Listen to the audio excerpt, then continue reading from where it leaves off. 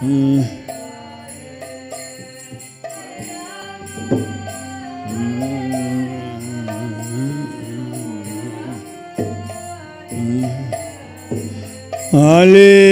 Krishna, Krishna Krishna, Hare Hare, Hare Rama, Rama Rama, Hare Hare.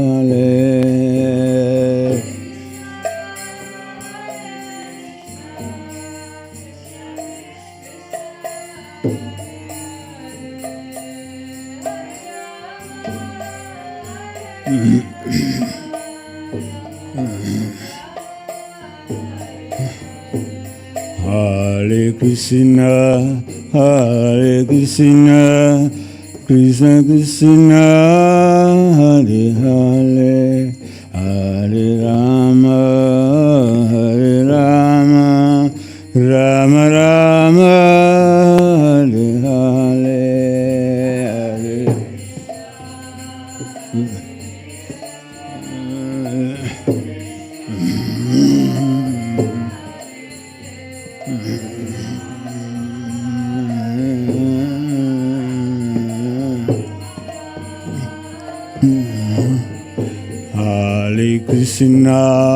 Hare Krishna, Krishna Krishna, Hare Hare, Hare Rama, Rama Rama, Hare Hare.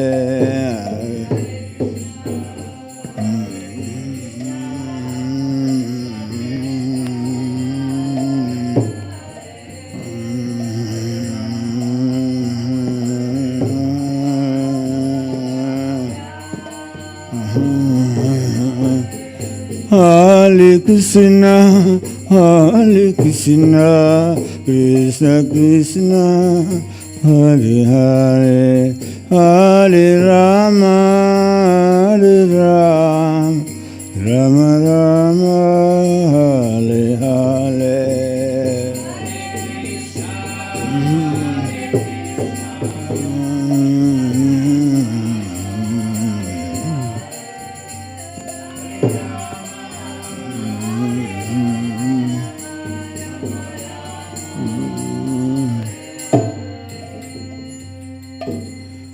Jai Shri Prabhupada ki, Bhakti Nrsimha Swami ki.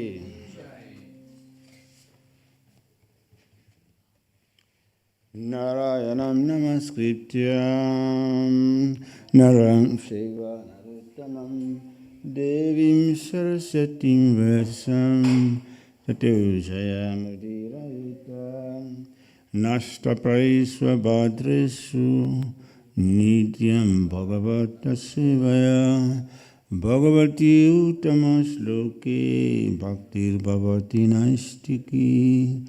Om Namo Bhagavate Vasudevaya.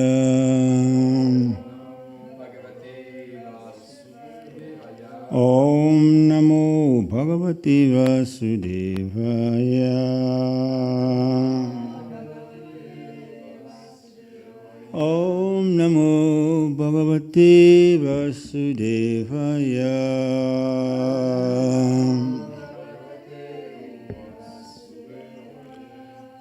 So we continue reading from the Srimad Bhagavatam, 5th canto, chapter 13, titled Rahugana Converses with Jat Bharat. Text number 14. Dantam Vipanan Saha Hi Tatra Tatra Vihaya Jatam Parigirhaya Sarta Avartate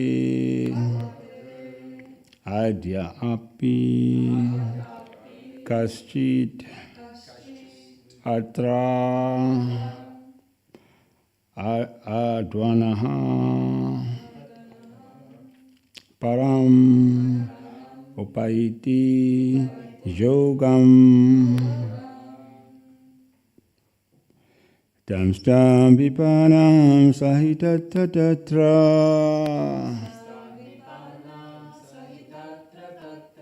vihaya jatam parigihasarta datta tidyapi nakaschidatra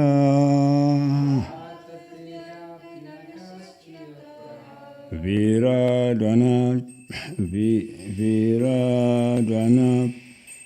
param upaiti yogam. Next.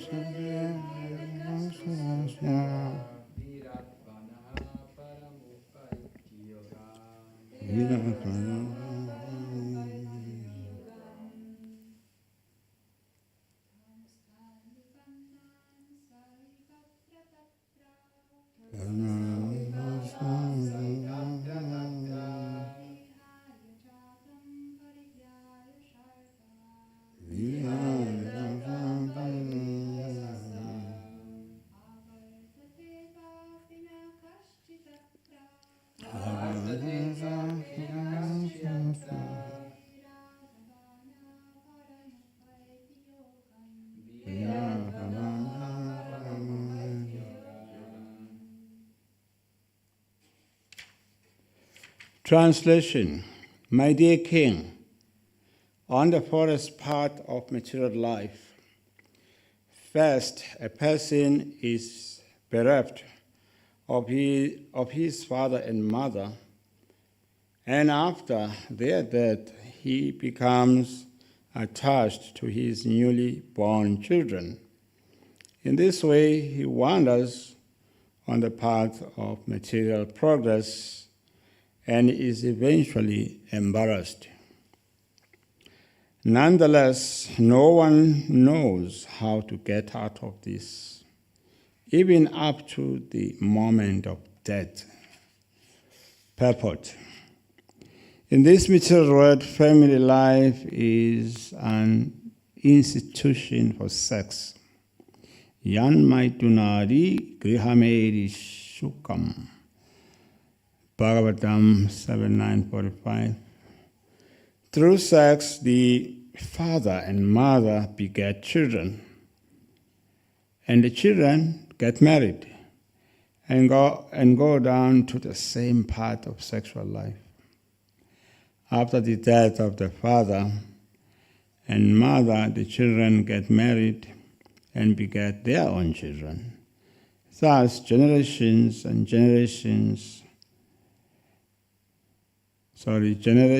after generation, these things go on in the same way without anyone's attaining liberation from the embarrassment of material life. No one accepts spiritual process of knowledge and renunciation, which end in Bhakti Yoga. Actually, human life is meant for Gyan and Vairagya, knowledge and renunciation. Through these, one can attain the platform of devotional service. Unfortunately, people in this age avoid association of liberated people, sadhu sangha, and continue in their stereotype way of family life. Thus, they are embarrassed by the exchange of money and sex. Om Jnanati Mirandasya Jnananjana Shalakaya Chakshurumidam Jena Tasmai Shri Gurave Namaha Jai Shri Krishna Chaitanya Prabhu Nityananda Shri Advaita Gadada Shri Vasadi Gaura Bhakta Vrinda Hare Krishna Krishna Krishna Hare Hare Hare Rama Rama Rama Hare Hare. Hare Krishna. So, as I was explaining, that Bhagavatam is not for everyone. Even devotees, very few can digest or accept what Bhagavatam says. Because it speaks about pure devotional service. In order to establish pure devotional service to the Supreme Lord or our relationship with the Lord, it kind of like it ambushes the forest of material enjoyment. Or you could say it destroys the living entity's connection with this material existence. So the connection with the material existence is through our senses. We want to smell it. We want to see it. And we want to touch it. And we want to taste it with our tongue. So that's why Krishna says, Mama Vamsu Jiva Loke Jiva Bhuta Sanatana. Manaha Sastrandhyani Prakriti Karshati. Karshati means struggle. Therefore, Lord Krishna in Bhagavad Gita, chapter 15, verse 15, chapter 15:7, yeah. He says that the conditional life or life of struggle is because of the mind and the senses. So here, the same idea is being given here in this verse that my dear king, on the forest part of material life, first a person is bereft of his mother and father. And then after that, after the death of mother and father, he becomes attached to his newly born children. In this way, he wanders on the path of material progress, and eventually he is embarrassed. Nonetheless, no one knows how to get out of this, even up to the moment of death. Like I was explaining the other days, there are 4 evils. Janma, Mirtu, Jara, Vyadi, Dukkha, Dosha, Anudarshanam. This is explained in 13th chapter of Bhagavad Gita. I think this verses 8 up to 12. There it gives the process of knowledge. That chapter gives us the process of knowledge.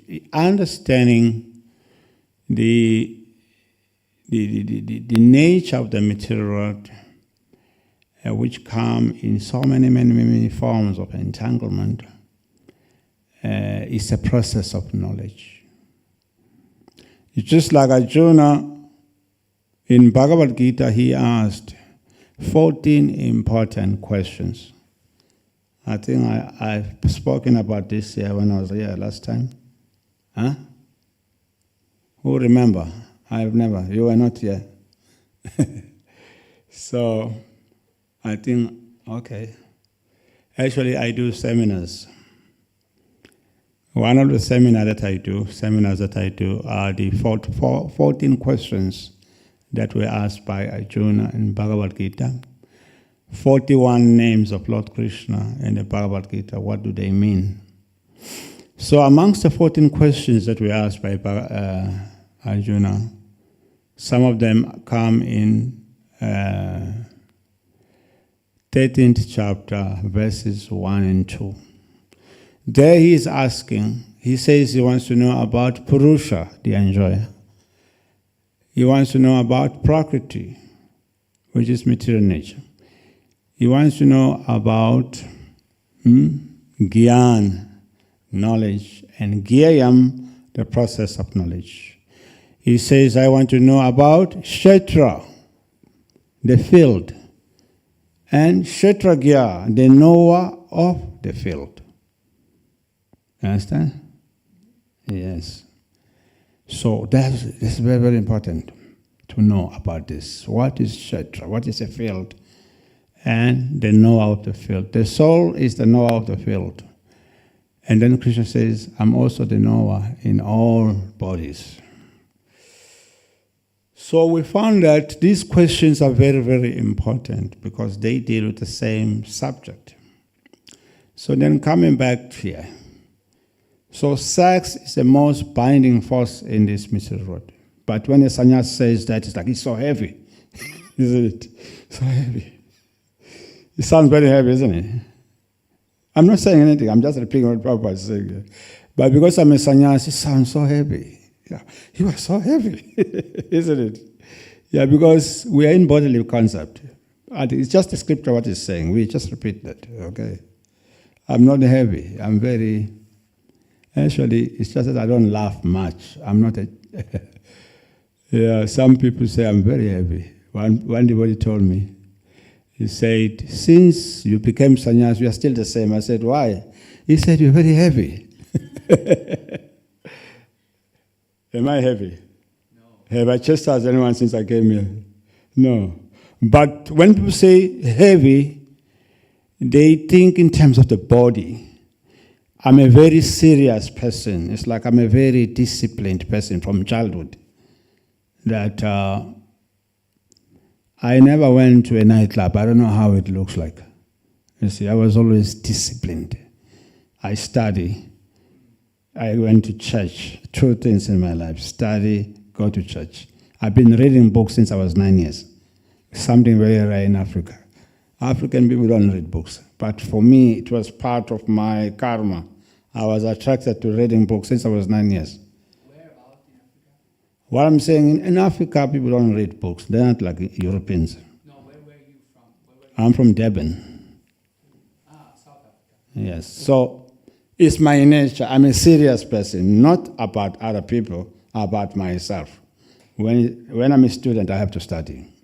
So anyway, some people mistake that for being serious, but I don't bother people.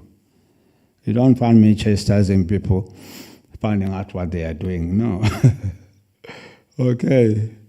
But I'm serious about myself, that I have to chant my rounds, I have to get up in the morning. I have to be serious about my practices because I have understood this material world is a place of suffering, no matter what I do. Yes, I need to get out of this cycle. So I have to apply the teachings. Okay, coming to this verse, this reminds me the Unit 5 of Bhaktivedanta course.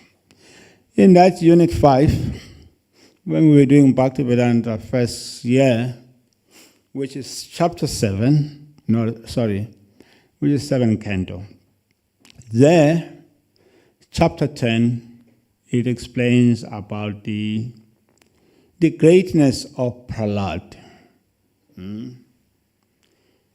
Prahlad, the best of exalted devotees. So in the exam, for that unit of Bhaktivedanta, there are questions. So one of the questions is, please explain what is Vishaya and what is Ashraya. So the answer to that question is that the living entity is Ashraya. And then the Supreme Lord is Vishaya, or the supreme objective. That is the answer. That we are Ashraya. And then the Lord, Ashraya means we are dependent. And then the Lord, He is the supreme objective. So why is that? That comes from the prayer of Prahlad. in chapter, or in the same chapter 10, or unit 5, verse number 6. He says to Lord Nrsimhadev, "Oh my Lord, I am your unmotivated servant. You are my eternal master." You are my eternal master. I am your unmotivated servant. There is no need of our being anything. That's what Prabhupada is saying. Other than me being your master and you, my Lord, being my servant. So this is a statement of a liberated soul who has understood that by constitution, Jivere, Sarupere, Krishna, Nityadas, I'm eternal servant of Krishna. So he says that this is my situation. So that is Ashraya and Vishaya. Up until the living entity come to this understanding that I'm eternally your servant and you are eternally my master, life becomes a life of struggle. So this is the thing that in the material world, when we study, our study has to bring us to that point that I'm eternally the servant of the Lord, and the Lord is eternally my master. Otherwise, it becomes very difficult. Because my man tells me I'm a master. And then sometimes I think I'm a servant, but then another day I get up thinking I'm a master and act like a master. Isn't it? Yes. So that's a struggle. This is called Prakriti Kriyamanani Gunai Karma Sarvasaha Ahankara Vimurtatma Kataham Itimanyanti. Krishna says in Bhagavad Gita that the living entity thing that is the doer of the things that are conducted under the agency of material nature. And then he become greatly foolish. Vimuda, muda means, it refers to animals as well as people who are not intelligent. At Prabhupada, at least in the 7th canto. That Prabhupada explained in the same chapter of 7th canto, in chapter 7, when we do Bhaktivedanta course also, those words come out. What is Vimuda? Vimuda means animals and people who are not intelligent, who are like animals. They think like that. They think in terms of the body. So Vimuda Atma. So the living entity becomes foolish when he thinks that he is the controller of material nature. So when we look at this now, this is what is being explained here in this chapter. How he thinks that, okay, my father and mother died, and then he became attached to his offspring. It's natural, to be attached to children. There's nothing wrong about it. But Bhagavatam seems to be very heavy, isn't it? Yeah. But attachment, when it is just me, and then that is not recommended.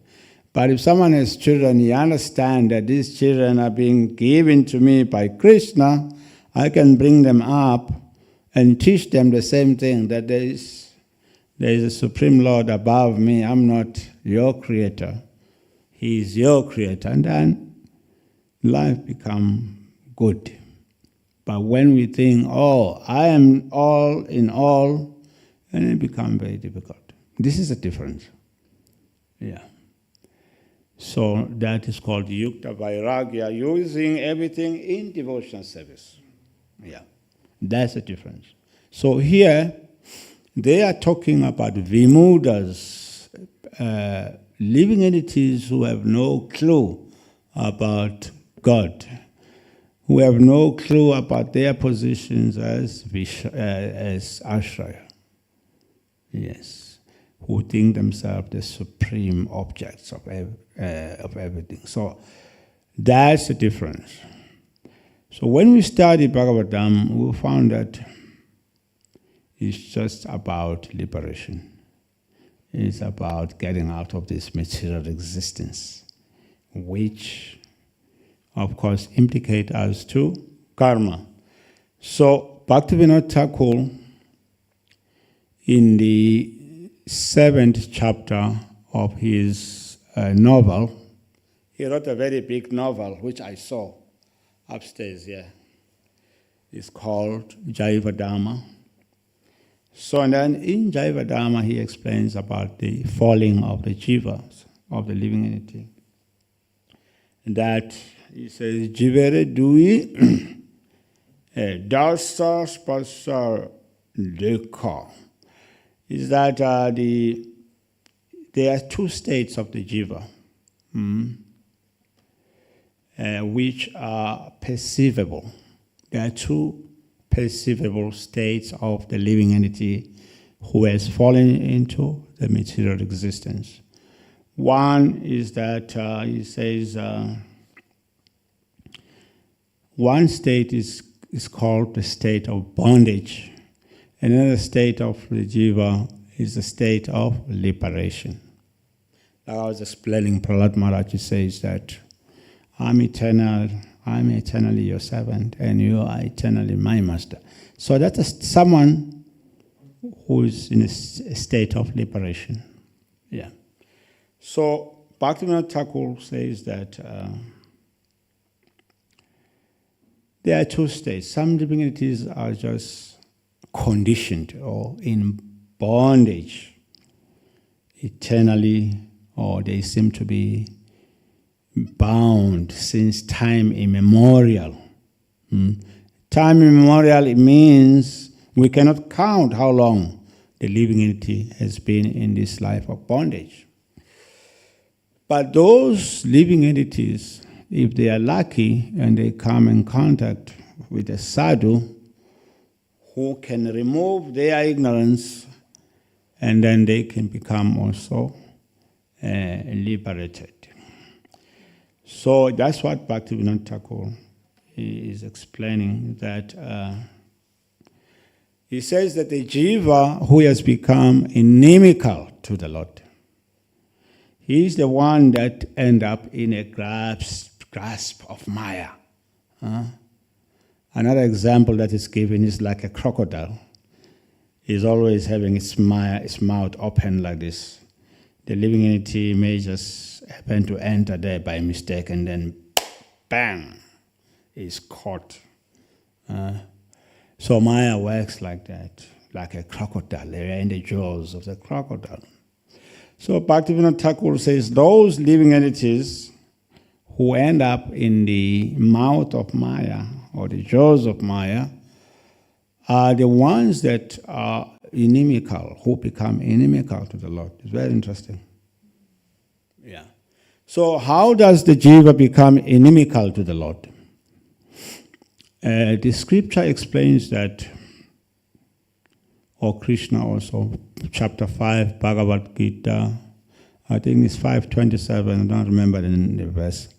Icha dvesa samudena sambhavan, that because of desire and hate, the living entity come to this material world of bondage. So what is this desire? It is explained that when the living entity desire to be the enjoyer, and then he wants to move away from the Lord. And then when he moves away from the Lord, that moving away from the Lord means he has to come to this material existence where his desires to be a small God are facilitated. And then he come here. And then when he come here, two things happen. Avaranatmika, prakti pashmika. Material nature covers his knowledge that he is an eternal servant of the Lord, and the Lord is an eternal servant, master of his or her. And then he become like a master of this material world. He thinks so. So and then after that covering, when the knowledge is covered that he is an eternal servant of the Lord, the next thing happens, what? Avidya. He grows in ignorance. Understand? And then from avidya, there is what is called bija, seed. The seed in his or her heart to be an enjoyer in this forest called material world, it grows. And that bija or the seed, it grows to kuta, K-U-T-A. Kuta means disposition. He become inclined towards material enjoyment. And then from kuta you get papa. Papa. Where I come from, South Africa, papa means staple food. It's called staple papa. Or papa can mean also father. Yes. Father. In your language, papa is father also. Yes, papa means father also. Yes. Papa, you hear children. Papa, papa. They are saying father. Yes. So and then or papa, it means sinful actions. Papa, Sanskrit. And then from pap you get apralabdha. Apralabdha. Yes, apralabdha means unmanifested reactions to those papic actions that he is attracted to, which lead to the next stage, which is called pralabdha, manifested. They become manifested. And then when they become manifested, and then the next stage is called karshati. That's why Krishna says, Mamavamsu jiva loke jiva bhuta sanatana manaha sastrandhyani prakriti karshati. Karshati, life of struggle. It comes after apralabdha. And then pralabdha, these reactions, they become manifested in his life. He starts experiencing difficulties. So those are different stages of how the living entity come to the material world. First is aversion. Aversion means he become averse towards the Lord. And then, due to that aversion, he falls to material nature.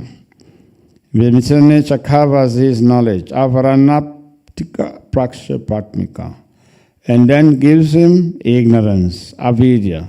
From avidya, and then bija, the seed of material enjoyment, grows into kuta, disposition.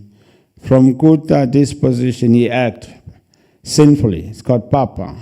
From pap, we got apralabdha, unmanifested reactions. And then they become manifested, called pralabdha. And then from pralabdha, karshati. And then they begin to act. And then give him or her a lot of problems. So in that situation, he consoles himself with sex. Yeah, he feels, oh yeah, this is bliss. Yeah, or intoxications also. It's not just sex. Vodka, whiskey, LSD, marijuana, they come in to assist him to experience some pleasure. So in that way, this is the life of the conditioned soul. But that conditioned soul can be liberated if you come in contact with advanced devotees who are free from these things. So that state now of karshati is called karmatmakam in the That's Bhagavatam, same kind of 5, chapter 5, verse number 5. You go and read that. Karmatmakam. That is Rishabdev. Karmatmakam means that your life become colored by fruitive activity. Become colored. It's just like when you wear dark glasses, if they are green, everything becomes green. If they are black, everything becomes blackish. Karmatmakam. So in that way, because of fruitive activity, coloring the consciousness of the living entity, as a result of that, he continues in the life of birth and death. He continues to accept one material body after the other. Yes, but the main thing is sex that continues his life. It's the main connection to this material existence. And of course, this is very difficult, even for many people that try to be brahmachari. After many years, it becomes very difficult. Why? Because sometimes we kind of like relax. Sometimes we feel I've been practicing this for so many years. Now I need to, slow down. And then, so everything begins from a compromised corner. Yes. Begin from a compromised corner. Once you start thinking, oh yes, I've been so austere, and then now I can slow down. No. Maya does not take a holiday. You'll never find Maya in Venus saying, I'm on a holiday, I'm not working. It's working day in, day out. Yes. In this school of hard knocks, the material world, Maya is a ruling Devi. She's a ruling queen here. And she spares nobody except those who surrender to the Lord. That's what Krishna says. Mama Maya Duratya. This Devi is my energy. But to those who surrender unto me, they can cross over Maya very easily. That's what Krishna says. But after some times, we slow down. And when we slow down, and then, things begin to, and our rounds become inattentive. Our hearing of Bhagavatam also become inattentive. Yeah, and then, yes. It's just like if you have good land. I was just telling someone here in Switzerland and Italy, I see roses grow very well here. It's like, wow, they're like very beautiful, healthy.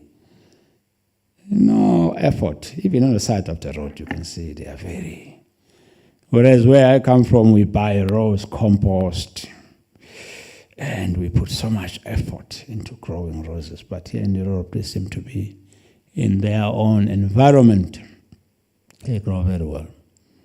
Yeah, but take that rose to another place and then it may, become yellow. Yes, but in Europe, especially, I saw in Italy and here, they do very well. So in a similar way, the living entity is like that. When he is in a right environment, then he flourishes. He blooms like roses. But in an environment where there is no good climate, and then he can shrink. Yes. So, just like the land that is good. What's the time are we supposed to finish? I never asked that. 8:30. Thank you very much. Yes, I have to follow management. 8:30. So, just like this, the land that is good for growing roses is good for weeds also. Yes. So, along with growing your roses, you should have some tools for plowing out the weeds that will come also from the soil to take advantage of that good climate. The weeds also grow. So the heart of the living entity that is good is soft for Maya also. Yes. So it's soft for Maya. Oh, such a nice girl. Such a nice boy. Maya has no nice boy or nice girl. She's always working. Yes. She's working. You can be nice, but you're nice for Maya also. Just as a rose grow very well here, but the weeds also can grow around that rose.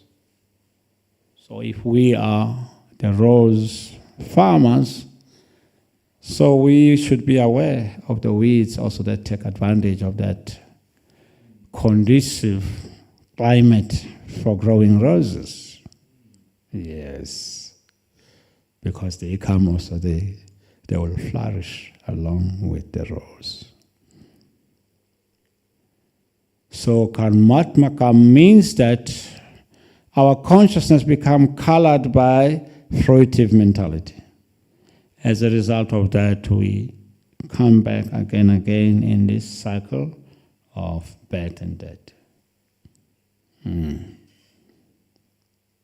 That's what Rishabdev is telling his sons in Bhagavatam chapter, 5th canto, chapter 5, verse number 5. Karmatmakam. When the living entity's mind is colored by fruitive activities. So this is example this is a type of living entity that is explained in these verses. Someone whose consciousness, whose mind has been colored by fruitive activities. He is motivated, bound by sex, and then he grew up in that environment, being attached to his mother and father. When they die, he becomes attached to his sons and daughters, and he continues in that life of attachment. And then as a result of that, he has to accept one body after the other. So that's the living entity in conditional life. Karma, someone whose consciousness is colored by fruitive activities. It's not easy to really ingest this knowledge, but somehow or other it was given to Maharaj Pariksit, who had been cast to die in 7 days. And he wanted to know what a person who is cast to die in 7 days should hear, what he should remember. It's just like Lord Krishna in Bhagavad Gita chapter 7. Chapter 7 has 30 verses. And then in the end, verses 29 and 30, he tells Arjuna that persons who are actually intelligent, who are endeavoring for liberation from birth and death, take refuge in me, in my devotional service. He says they are Brahman because they entirely know everything about transcendence. The next verse says, a person who is in full consciousness of me, who is fully conscious of me as the governing principle of the demigods, the governing principle of this material manifestation, and the what I call the governing principle of all sacrifices. One who knows me as the Supreme Personality of Godhead, he can understand me and know me even at the time of death. In those two verses, which propels Arjuna to ask a question in the beginning of the 8th chapter. What is the self? What is Brahman? What are fruitive activities? What is the material manifestation? And then he says, "Oh Madhusudana, please tell me, how will those engaged in devotional service know you at the time of death?" And then, of course, Krishna explains, what is Adhyatma?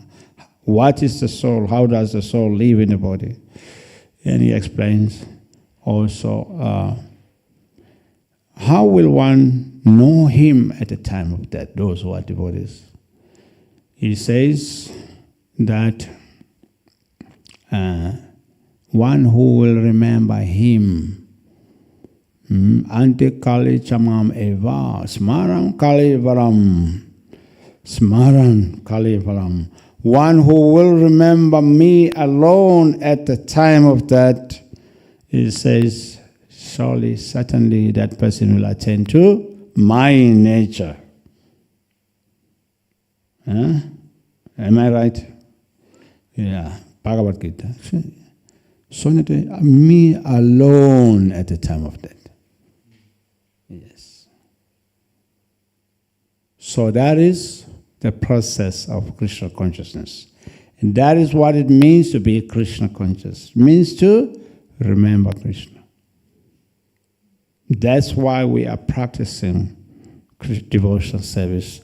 The goal is to be able to remember Krishna.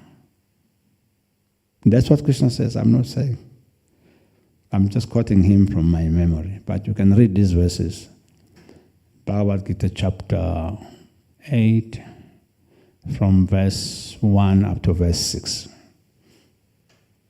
That's what it means to be Krishna conscious. And Prabhupada writes in a purport about this remembrance of Krishna, Smaranam, that it can grow into different stages. One of those stages is called dhyan. Dhyan means meditation, when you become meditation. How does remembering Krishna become meditation?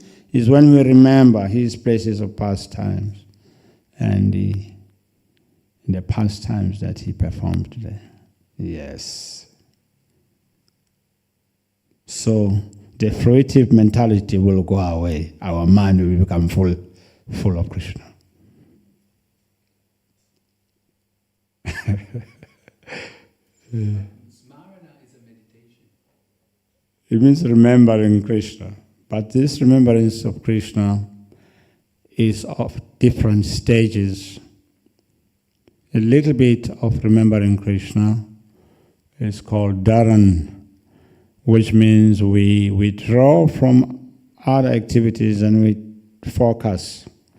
And then when we advance in focusing on Krishna, and then it becomes dhyan, meditation.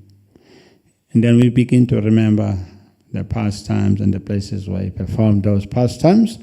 And the next stage, called Dhruva Anusmirta, is when we relish, we get taste in our remembrance of Krishna, which leads to the last stage, which is, yes. What's the third stage? Dhruva? Dhruva Anusmirta. So these are different levels which are explained by Bhaktivinoda Thakur, also Prabhupada. I don't remember where Prabhupada explains this. So in that way, remembrance of Krishna is our religion. If someone asks what it means to be religious in Krishna consciousness, it means to remember Krishna. That's what Krishna says. Yes, in chapter 8, verse number 5. That's our goal of life, is to remember Krishna. Okay, now we have 5 minutes. We can stop here before I overfill you or confuse you. Questions? Yes, madam. Hare Krishna, thank you so much for the lecture. When you were talking about how the sinful actions are taking place, I wanted to ask you if my conception is right, that actually everything that we are not performing in Krishna consciousness, that is not leading us towards Krishna, is considered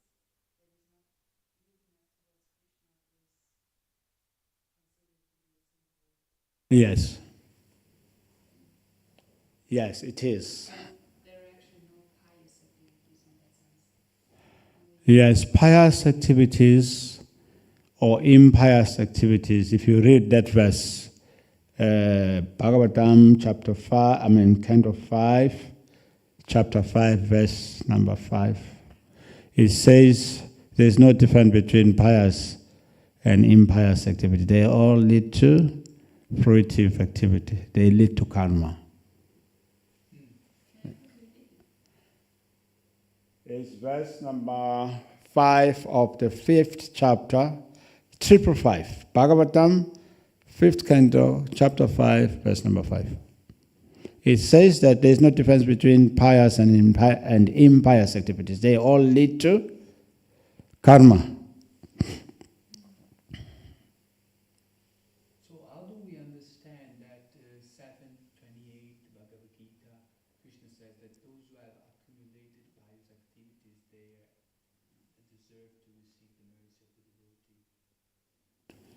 Well, there are different pious activities. There is, that is called karma unmukti, pious activities that result into karma. There is jnana unmukti sukruti, which lead to one accumulating knowledge, or that comes from being knowledgeable, following the path of Gyan. And then there is bhakti unmukti sukruti, pious activities that lead to bhakti. The example is that someone may not know.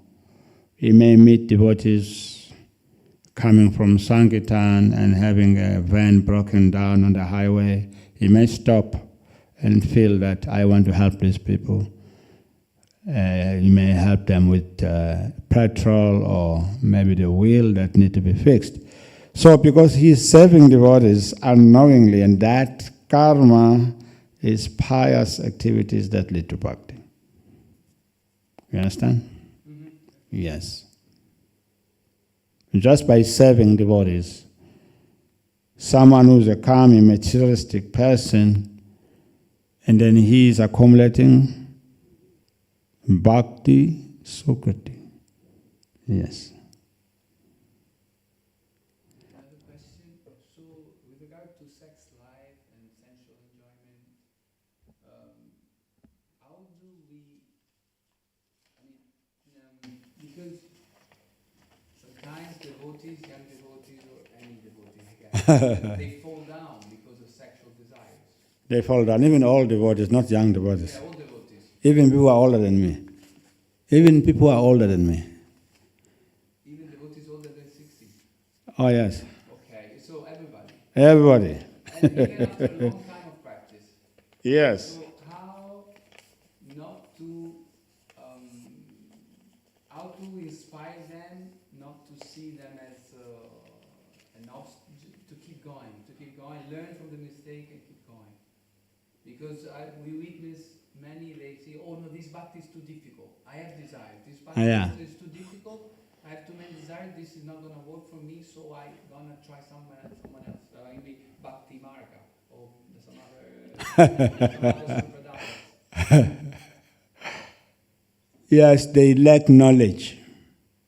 They lack knowledge. Yes. What do you mean? There is theoretical knowledge, but there is realized knowledge. Realized knowledge means Shastra Chakshu. You see through that knowledge. So when you develop realized knowledge, you will always see through knowledge. Like, for example, material desires, right? I remember when I was a kid, I used to like riding bicycles with some other boys. When I was a kid, there was a famous sweet called Bar One. It's a chocolate bar. It's called Bar One. So when I was a young boy, it was prestigious for a boy. You're a real boy. You have Bar One in your pocket and you're riding on your back. When you meet other boys and you stop unless you pull Bar One, they have a bite. So we used to do that, yeah. Yes, Bar One. Then you stop, when you miss a friend on a bicycle, we stop, and then you pull my Bar One. Hey, have a bite. Yeah. Was kind of something that we used to practice. Bar One. Bar One is still there. I see it now, I'm not attracted to it. You understand?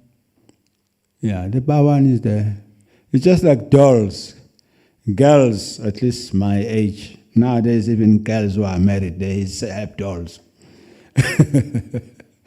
Yeah, girls used to play with dolls. Mm. But they grow up now, they don't play with dolls, they play with real dolls. You know. So, but some people, as they grow, they keep saying dolls. They become attached to the dolls when they grow up. But generally, they outgrow the attraction to dolls, to babies, and to real people. Yeah, that's that. Yeah. So if you are still attracted to keeping dolls, it means you are not growing, you are still a child. Yeah. So I can see those things like Bar One. It's not attractive to me now. I'm not a small boy now. I have other things. So in that way, how do we give up our, desires? That's a question. How do you give up material desires? It's not easy, but it takes practice. Now, like say, I remember I was initiated in 1987. Yes, at the time I was young, now I just look young. So we made vows, no meat eating, no illicit sex, no gambling, no intoxication. So out of those 4 vows that we made, giving up illicit sex is difficult because it's something that is inborn within us. As we grow, it grows. You become so attracted. You feel you are like a boat that is being pushed by waves. Yes. It's true. So now it takes practice. Yes. It takes practice. Of course, there are so many details how to do that, which I cannot explain to you. But it takes practice. Yeah. It's like I was a servant for so many gurus for 15 years. I think I was a servant when I was 28 years until I was 40, maybe 46, but no. I think I applied for sannyas when I was 46. Maybe the last time I was serving, I was 45. Yes. Even after being a temple president, I still went to serve my guru as a servant. Yeah, like that. That service is very purifying because you get chastised there. Yes, you get put into your place. Yeah. So it just depends on how you practice.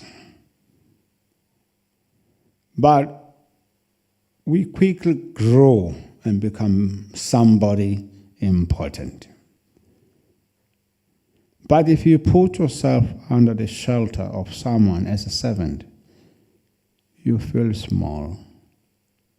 So, there's one thing, no one can be a servant proper or successful if he has material desires. Because there it's about the person that you are serving. You have to forget your own sleeping, your own eating, and all that. At least in my time. Nowadays, gurus are not so strict, maybe. And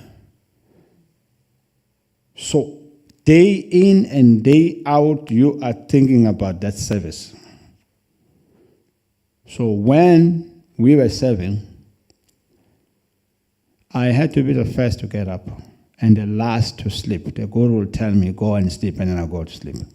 If he didn't say so, I will remain there in his room or outside his room waiting to be told what to do. You understand? Yes.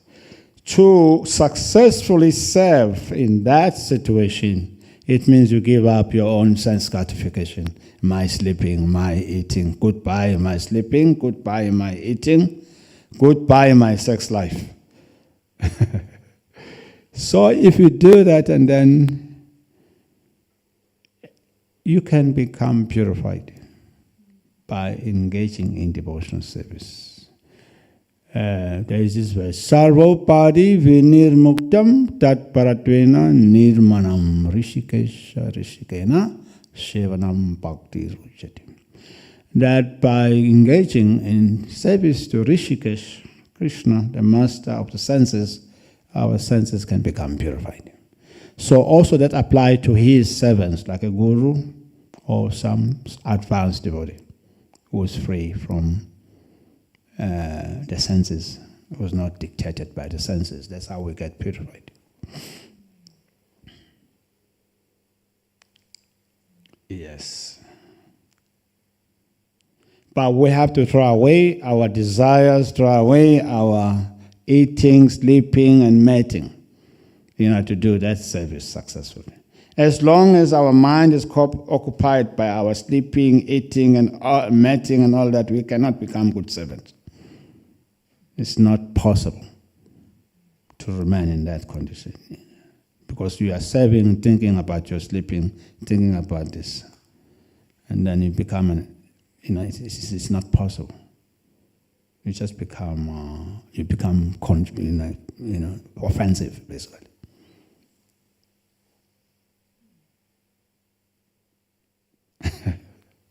There's a secret. Rishikena, Rishikesha Rishikena, Sevanam Bhakti Rujyati. By engaging in devotional service. But how do we engage? We give up our sleeping and eating and all other plans for gratifying this body in service. And then our senses become purified.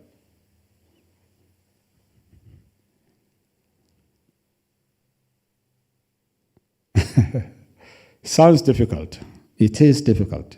Many boys of my age tried, but it's not easy. But you have to surrender. Surrender means you give up your own sleeping, you give up your own eating, and then you focus on that self. It's very rare to get someone like that.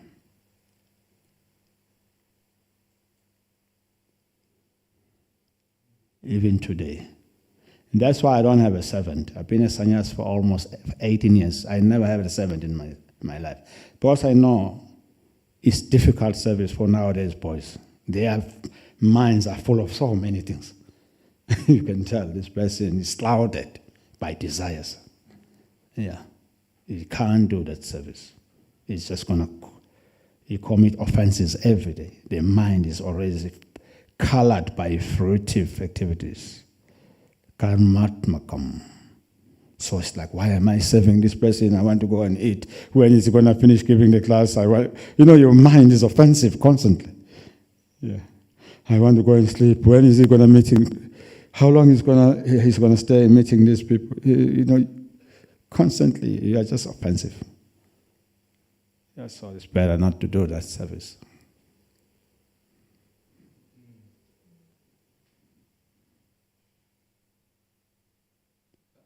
Yes?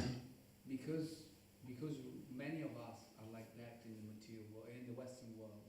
Yes. So the way I understand it, the way I was preached to and explained the process of bhakti is that it has to be gradual, very gradual, because we have material desires. So you get No, it is gradual. You do your career dharma. You do, and then slowly. But this is also maybe this approach is too indirect. It just depends. You see, for me, I'm talking scripture. What I'm saying is said by the scripture. The brahmachari gurukul. When he goes to gurukul, what does he do? He surrenders.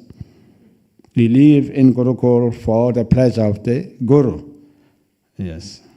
Once you go to school, you have to surrender to teachers. You have to learn. Yeah. Of course, that learning is gradual because you begin with primary school, secondary school, and then university level of learning.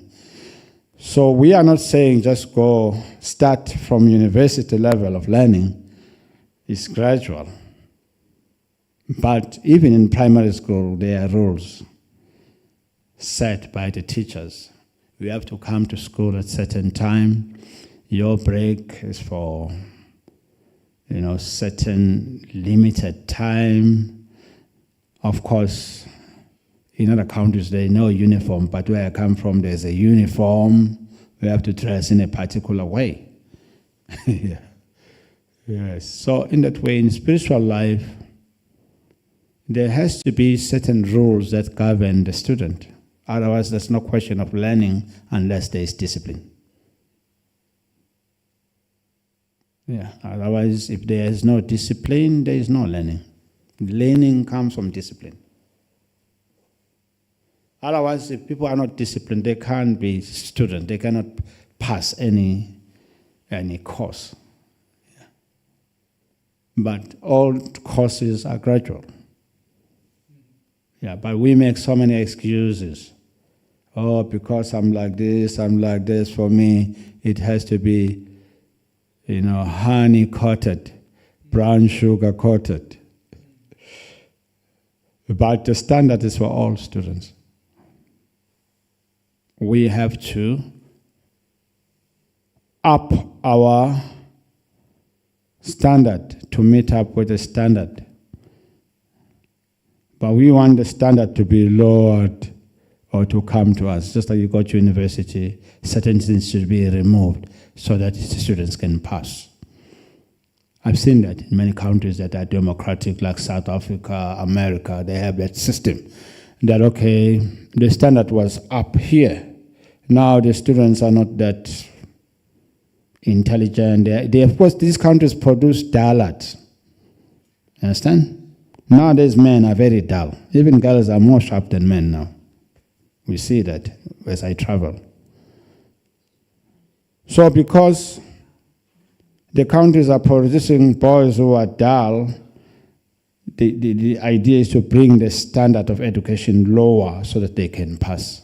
So what happened? You get dullards becoming our lawyers, becoming our political leaders, and then what happened? Chaos, huh?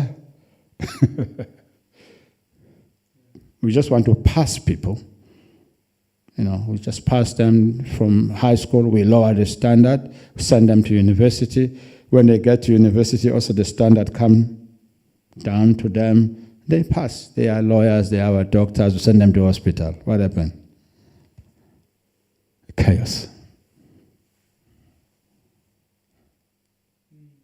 Yes. So that's what people are desiring. Okay, the standard of spiritual life is so, I can't go higher. I can't get that serious. Let the standard come down to me. Let me be initiated. I don't have to follow 4 regulative principles. This is the mentality also. Okay, I will have devotee. Okay, he doesn't follow 4 regulative. And then what happened? You have a madhouse. That's what is happening in modern society, that the governments are trying to lower the standard to meet the students, but they are encouraging dullness and laziness. They don't work. They don't want to study. So you just pass them, and then what happens? You send them to hospitals as doctors, but they are not doctors. And they will kill people there in hospitals. Because they didn't accept discipline of being a medical person. So that we get the same. So from same actions, we get results. If you lower your standard, you get people who are dull, who are not sharp, who can't do the proper job. They cannot do proper operations in hospitals, and then they will kill patients. So in a similar way, it's about quality, not quantity. Yes. Yes, lady? Seems to be logical that if we lower the standard, that of course the pairs will come. But if the people are getting more dull and we don't lower the standard, then there will be no doctors. So the situation will be universal. Like Prabhupada went from 64 rounds to 16 rounds. Yeah. No, it didn't lower the standard completely. It didn't lower the quality. Yes. It didn't lower the quality. Of course, this can be debated from different angles. I would like to say I'm not always right in my views and my opinion. Why? Because I come from a different background. As I say, I was never a person of intoxications in my life. You see? In my whole life, I was a 7-day Adventist. I was a vegetarian also. I didn't become a vegetarian in ISKCON. So I'm different. I don't know what it means to, give up those things, or how long does it take? Yeah. So I agree with you that some people, we may need to give them time to give up certain things. But doesn't mean that we lower the standard. We give them time to give up their habits so that they can come to our standard. Another thing is that a person can be a devotee, not be initiated if he can't follow the 4 regulative principles. He can chant Hare Krishna, come to the temple, take prasadam. He doesn't have to chant 16 rounds if he doesn't feel that he is fit for chanting 16 rounds. But he should not take initiation and not chant 16 rounds. He should not take initiation and continue engaging in these activities. And then he is implicating him into PAP, because he will get reaction. We are not helping them. We are implicating them more. And the advice is that we should advise them that, okay, if you can't come to the standard, at least you can just be a devotee, but don't be initiated. Because once you are initiated now, we have promised in front of fire, in front of the Lord, in front of the deities. Now you are not following. And then you get reaction. So it's better that someone does not take initiation if he can't follow the standard of initiation. He can be a devotee without being initiated. He can chant japa. He can, he can read books. But if he can't follow the standard of being initiated, he should not take initiation. So what is happening is that people take initiation knowing that they are not fit for following the rules and regulations. And then again, that's not good. you are implicating yourself in a cycle. It's better to just be a devotee, don't bother taking initiation. And then you are not creating more karma.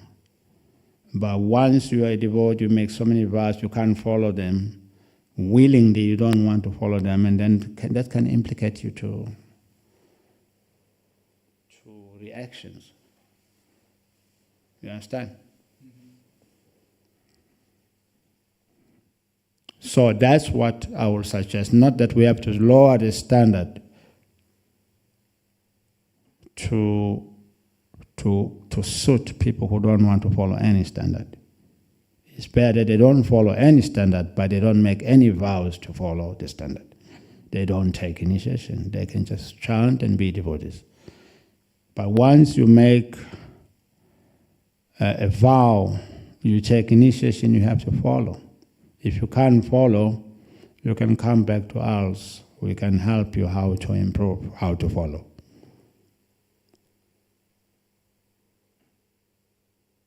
Yes.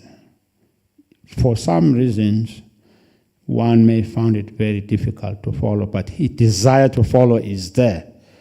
That person can be helped to improve in his situation or her situation. But if you take initiation but you don't want to follow, you know that you don't like to follow, you are a cheater. You're not an honest person. Yes.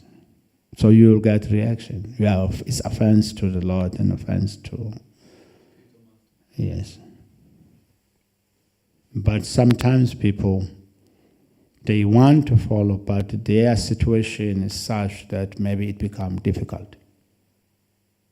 Those people can be helped. But if they just take initiation for the sake of it, when they are not following the standard, knowingly, willingly, and then they are implicating themselves to reactions. It's better not to take initiation if you know that you don't want to follow any standard. Yes. Because you are just cheating, knowingly. But someone who can't follow because he has maybe some problems, but he is willing, he can be helped. Sometimes they think that if I take initiation, then I'll be more encouraged, more empowered, and I'll be able to maintain my vow. That is the fallacy of most people. Before initiation, someone has to go through guru-disciple course and understand what is the position of disciple, what's the position of guru. That's why education is very important in this regard. People have to know what they are doing and why they are doing it. So we have courses like Guru-Disciple course, which gives knowledge about the relationship between the guru and disciple and the importance of taking diksha. So these courses are available. Those who want to be disciples, they should go through those courses. Yes. Maybe it doesn't really, they don't really understand. Some people don't really understand, so they know they're going to break the principles, even if they take initiation, but they know they're going to break the principles. So they should not take initiation then, if they know they're going to break the principles. Because they are implicating themselves to reactions.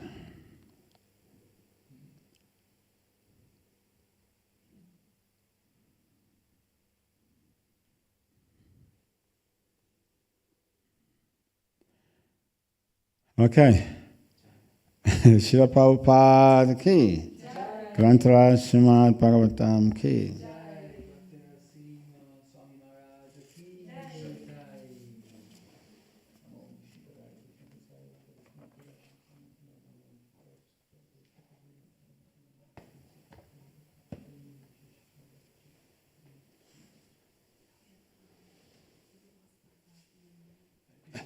Alva. I'm speaking speaking with Sanat Kumar Prabhu. I don't know if he told you. Sanat Kumar Prabhu, the devotee from Italy, Yeah, he said that you could come to Bologna, our hometown, yeah. from maybe next Monday to Friday, then before going to Prabhupada. Okay, Because that's fine. Prabhupada is just in the middle of nowhere, Yes. and there's nothing happening. So there I also spoke with management there. They're happy for you to come to Bologna. So how will I get to your place? Yeah, we're working on it. Probably because you have a flight. I have to a flat, Venice. yeah. Okay. For then someone takes you to Venice station. You get a train on your own, Uh-huh. and then we pick you up in Bologna station. Okay. Is that okay? Yes. Do you mind traveling by train on your own? No, I'm a big show. I'm not a celebrity. I travel by train, by bus, by boat. Anything for me is okay. Okay. Yeah. So yeah, thank you. You from Italy? Yeah, we're from Italy and we're based in Bologna. So we do a lot of preaching. There's a Bhakti Nrsimha center there, not a temple but a center. Okay. And yeah, it would be very good to have you. It's a university city with many students. Yeah. So I'll be happy to see students. Students are my best customers. oh, fantastic. I don't preach to old people like myself because they are thoroughly mixed and set in their own ways. Yeah. But the young people are in a process of learning Mm-hmm. and acquiring knowledge. Yeah, definitely. I don't preach to old people. My preaching is to school, university. Yeah, I deal with young people. Amazing. I Thank you. will. So we try to bring as many young people as possible to you. Yeah, even at our temple in Kenya, we have about 50 students who stays in our property. Hare Krishna Training Center. Yeah. Mm-hmm. So these are people that we deal with. Nice. Oh, Krishna. Shri Krishna Chaitanya. Where is my chapel?